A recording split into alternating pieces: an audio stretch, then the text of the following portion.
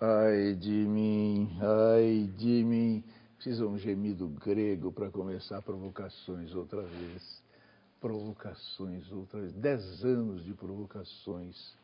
É um programa feito para lembrar as pessoas que há sempre na vida muitos outros espaços e cenários possíveis. A moça que vem aqui hoje, essa senhora que vem aqui hoje, diz que a formação dela é o palco e a música. É uma atriz. Bom, ela tem apenas 56 anos de carreira. Quer dizer, 30 telenovelas, uns 20 filmes e um número incontável de peças de teatro. Começou na antiga TV Tupi e segue ainda hoje no elenco da Globo. Mas já cansada das telenovelas que roubam muito tempo, não só do público, mas também dos atores. Quem é ela? Ninguém mais, ninguém menos que Eva Wilma. Eva Wilma. Quais os privilégios de ser uma atriz veterana? Os privilégios são, acima de tudo, o bem-querer do público. A maneira como o público se manifesta, eu diria, não nos aplausos, mas assim, ao vivo, intimamente. É um grande privilégio.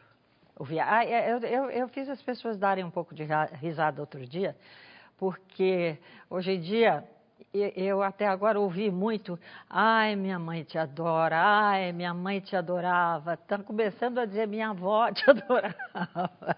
Comecei a carreira sendo a gracinha da família. Conta isso para nós. O lado musical entra aí, porque a minha mãe tinha se formado pianista. Era uma normanda, né? Naquela época fazia só o normal, porque se preparava para casar, mas tinha se formado pianista. E meu pai, que tinha chegado da Alemanha, ele não estudou música, mas cantava maravilhosamente bem. Era um tenor e tocava piano de ouvido. E eu sempre digo que os melhores momentos da minha segunda infância, ou terceira mesmo, eram nós três nos revezando ao piano e nós três cantando. Já na adolescência? Já na infância, na terceira infância. Por músicas do folclore alemão, em alemão, músicas do folclore argentino, que era a nacionalidade da minha mãe, e as músicas brasileiras que eu aprendia com a Inesita Barroso. E a atriz, como é que apareceu? Levada por um galã que começou a fazer a corte, apareceu dentro do Teatro Municipal de São Paulo, porque nós estávamos ensaiando o nosso grupo experimental de balé para um espetáculo e na plateia havia figuração de um filme, era Tom Paine que estava dirigindo o filme, se chamava Ângela, Veracruz. E os figurantes tinham sido escolhidos entre os estudantes da Faculdade de Direito, os que tinham smoking. E um deles, que era amigo do filho do meu padrinho alemão, usou essa aproximação para se aproximar de mim no intervalo quando fui beber água. E dessa aproximação nasceu o convite para ir aos estúdios de cinema, Veracruz, quando Salti me convidou Luciano Salti. Luciano Salti. Que dirigia Cacilda Becker como nenhum outro diretor, hein? Uhum. Não se davam muito, mas quando abria o pano já tinha alguma coisa entre eles. Que lindo isso. Então, e também eu fui assistir ensaios do primeiro Teatro de Arena da América Latina, não é? Que não tinha sede, Uhum. a gente fazia isso. E o José Renato me convidou, e eu já era, como se diz, ratinho de palco, ratinho de bastidores. Uhum. Eu gostava de assistir, eu ia ver tudo que tinha no TBC, e me dava o luxo de ficar no Nick Bar, esperando a saída dos atores. Hoje Nick Bar é uma igreja evangélica. Bom, e daí? É verdade. É verdade. Mas, enfim, E um dia, um dos atores que frequentava também o Nick Barr veio me dar um recadinho do primeiro diretor de televisão também da América Latina, o que inaugurou a televisão em 50, mas isso foi, esse convite, tudo isso aconteceu comigo em 53. E veio me chamar porque ele queria que eu fosse fazer um programa de televisão que ele tinha em mente. Então, o nome desse diretor era? Cassiano Gabus Mendes. E ele se inspirou num programa de rádio do pai dele, Otávio Gabus Mendes. É outro programa gênio. Que eu ouvia fazendo lição de casa. Eu não perdia o encontro das 5h30, que deu origem ao Alô Doçura, porque Cassiano tinha os textos e se inspirou nos textos que o pai tinha escrito. E Alô Doçura ficou muito tempo. Ao todo 10 anos. Depois de 7 repegou, ficou mais 180. Bom, vem cá.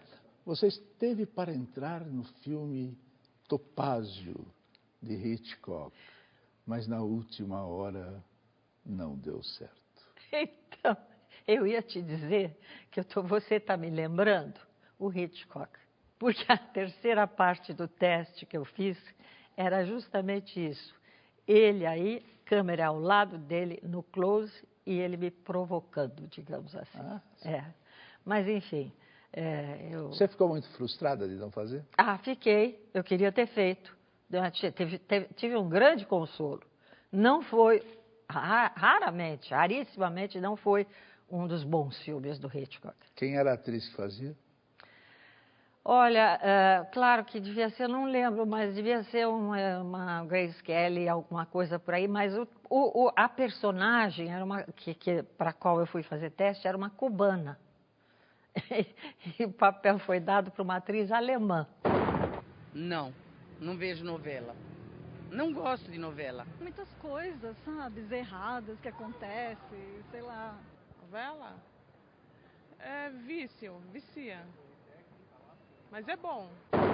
A primeira novela que deu certo na Tupi, eu fazia uma vilã.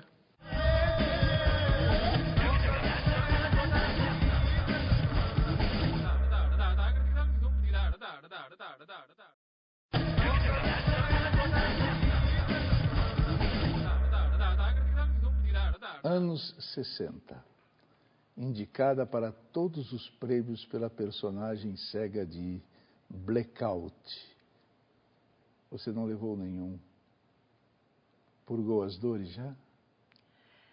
Chorei debaixo do chuveiro. É verdade? É verdade. Nua debaixo do chuveiro. Exato. Aí me dei o luxo de chorar e enxugar as lágrimas e por outro. Mas era muito compreensível, né? Nós estávamos entrando, isso já estávamos em 68, 67, e era uma época muito difícil, né? Mas o teu espetáculo era muito bonito, era muito bonito. Mas era de autor americano. E nós estávamos vivendo as patrulhas ideológicas já. Com toda razão, as patrulhas.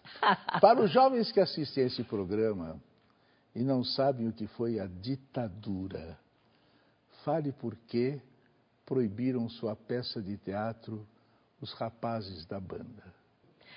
Os Rapazes da Banda, depois do grande sucesso em São Paulo, mas duramente, porque a censura demorou muito para liberar.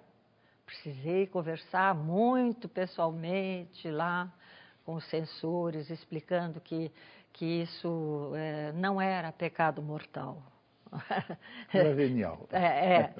Falar sobre homossexualismo e pôr em cena, digamos assim, 9 personagens homossexuais, cada um com sua grande personalidade. Porém, o espetáculo foi para o Rio e, segundo John conta, no segundo dia de grande sucesso no Maison de France, alguém da plateia teria ido aos censores acusar de indecência, né? E proibiram o espetáculo. Apesar de John, com toda aquela diplomacia inglesa e germânica dele, ter conseguido liberar, ele não tinha mais o teatro. Depois de 2 ou 3 meses de tentativa, conseguiu, mas não tinha mais o espaço teatral. A vida... Nessa época eu fui muito machucado também. Todos nós, né? Todos nós, né? Todos nós. Todos Daí... nós falimos. Porque John e eu falimos ali. Porque falar da ditadura é uma coisa que já foi tão falada.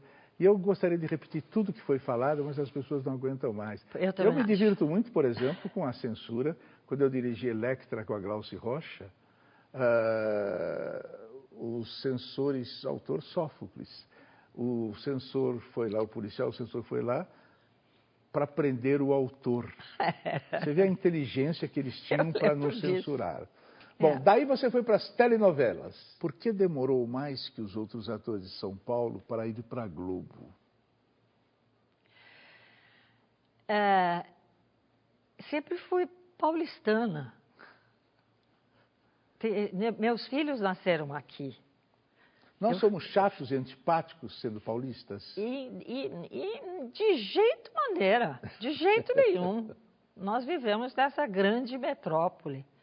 E nós nos orgulhamos dela. Mas os meus filhos eram pequenos. Apesar de já ter tido, logo que a Tupi faliu, acabou, ter tido uma incursão de 1 ano e meio para o Rio, com as crianças e tudo, botei no colégio lá no Rio, depois volta para São Paulo, e depois volta para o Rio, e aí comecei a ponte aérea em 54. Em qual telenovela você foi mais Eva Vilma e em qual você foi menos Eva Vilma? A primeira novela que deu certo na Tupi, eu fazia uma vilã. E a Araci Balabanian fazia a heroína, a boazinha. Ela era boazinha, eu era má. A Araci, muito bem-humoradamente, sempre dizia, erraram na escalação. Mas foi daí que eu tive o gostinho de assumir as vilãs, que são personagens muito mais conflituadas e, portanto, mais interessantes e mais desafiadoras. Os melhores papéis de novela são os vilões. Isso que eu acho também, e principalmente quando você encara esses vilões defendendo a verdade deles e pondo humor.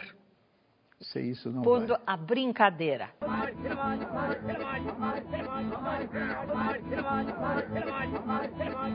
Augusto Andrade de São Paulo quer saber: o tempo vai e a fama estanca. O que fica? A pessoa. Fica a pessoa e sua verdade, sua vida íntima. Entrevista sua à Veja nos anos 70. No Brasil, o ator corre da telenovela para a dublagem, de lá para uma ponta num filme e termina o dia num show de boate. Mudou ou não mudou? Não mudou. Não mudou? Não mudou. Pode ter... mudou de veículos, digamos assim. Mas continua sendo uma grande ginástica. Você ficou rica? Claro que não. Que risada bonita. Risada de gente rica. O primeiro, depois que a primeira residência fixa, casa dos meus pais, onde eu vivi dos 5 aos 18 anos, foi perdida por causa quando o Brasil entrou na guerra. Porque meu pai era alemão. E meu pai faliu. E a casa foi empenhada e perdida. Desde então, eu nunca mais tive casa própria. Foi só quando eu conheci um produtor, ator, diretor, que dizia que não ia morar se não fosse num lugar próprio. E aí mostrou um pequeno apartamento que eu percebi que a gente não tinha condições em absoluto de ter, mas ele tirou um talão de cheque do bolso, fez um cheque de 50 dinheiros, que eu não sei quanto era na época, anos 78 talvez. E eu cheguei no portão e disse, na rua, disse, você ficou louco? Ele falou, calma, Amanhã nós vamos no banco e levantamos o empréstimo. Quer falar desse teu grande amor?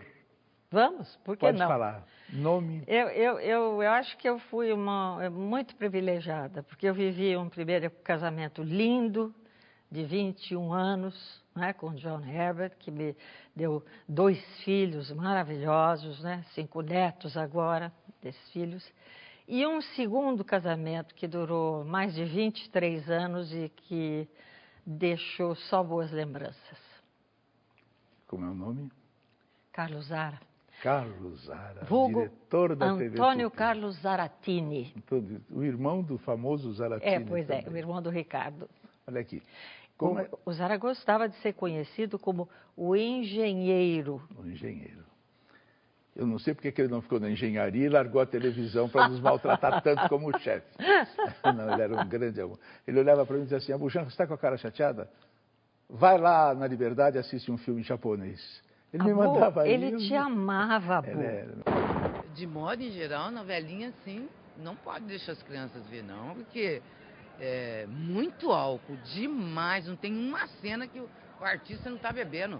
Ela foge do assunto, ela joga uma coisa, depois já pula para outra, ela não trabalha num foco geral. É tudo camuflado, né? Tudo bom, tudo maravilhoso, só que a nossa realidade é outra, né? Pena que ele é casado e mora tão longe.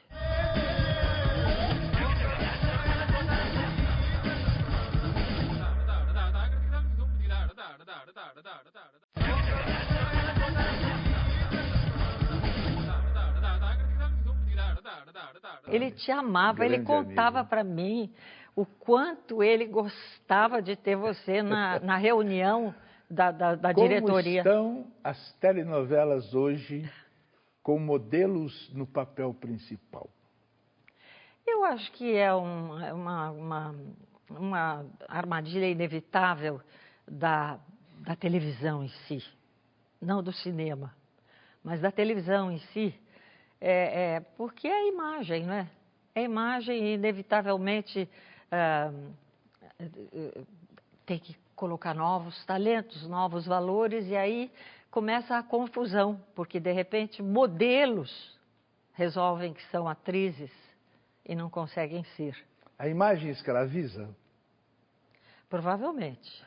Dizem que você diz textos de Shakespeare no original maravilhosamente.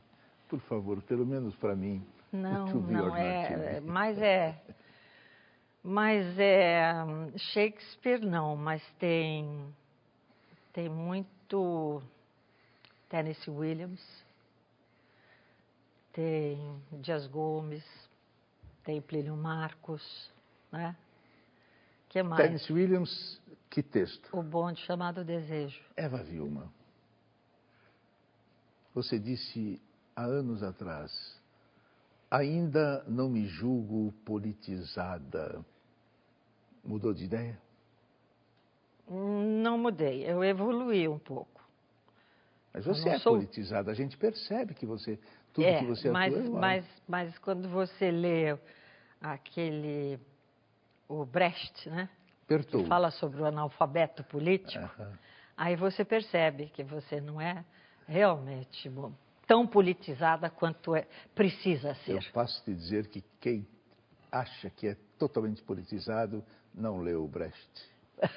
O que mais você gosta nas pessoas? A simplicidade, a sinceridade. E o que você menos suporta?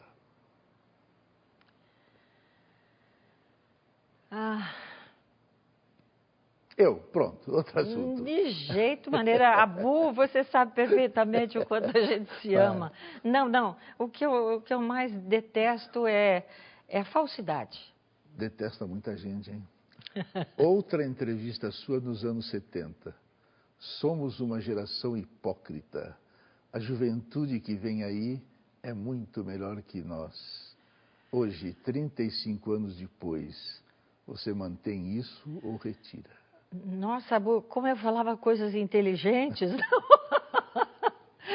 Eu falei isso, olha só. A internet mostra você inteira.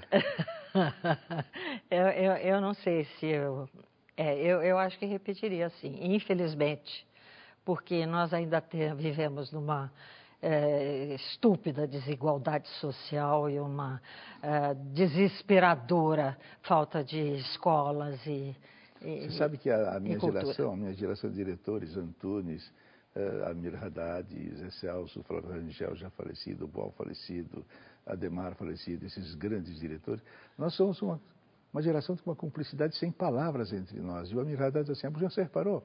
Nós ainda somos os melhores e os mais modernos. Eu digo, que país é esse? Que país de merda é esse? Que não vem essa juventude para dizer que nós não prestamos, que não existimos mais. Bom, tudo bem. Senhora Eva Vilma, diga qual o seu símbolo sexual? Perguntei algo que não devia. Aquele que fez Gran Torino. Pena que ele é casado e mora tão longe. Como é o nome dele? Daqui a pouco cai a ficha. Ele produz, dirige e atua. Fazia muito cowboy. Daqui a pouco cai a ficha do nome dele. Agora eu estou emocionada. Estou emocionada só de pensar nele. Uma pergunta muito simples para você, Eva Vilma. Muito simples. Por favor, me diga. O que é a vida? Até hoje eu estou tentando entender. Então, Vivinha, eu vou te dizer uma coisa. Digamos que em um determinado momento na vida, você quis falar alguma coisa e não deixaram, ou você não falou, alguma coisa aconteceu que não deu certo para você falar. Esse programa é o programa de maior liberdade que tem a televisão brasileira. Aqui eu posso falar qualquer coisa, qualquer putaria, qualquer política, qualquer coisa. E assim deveria ser toda a televisão, entendeu? A televisão pública, todas as televisões abertas, ter liberdade. E aqui a liberdade é inacreditável. Então você olha para esta câmara e termina a entrevista falando tudo o que você gostaria de falar para as pessoas, se você quisesse falar. Eu quero dizer que, inexplicável e desgraçadamente, eu saio de toda e qualquer entrevista achando que eu falei só bobagem. E lamentando a falta de oportunidade de voltar a ela para falar menos bobagem. E é isso que eu tenho para dizer. Tá bom, então dá aqui um abraço, que é a maior coisa falsa desse programa, entendeu? Não é, não. É outra bobagem esse abraço. Não Agora é, você não. olha para lá, Essa é a sorria, grande verdade. finja que está feliz e não sairá no jornal, só se você morreu. Para com isso, amor.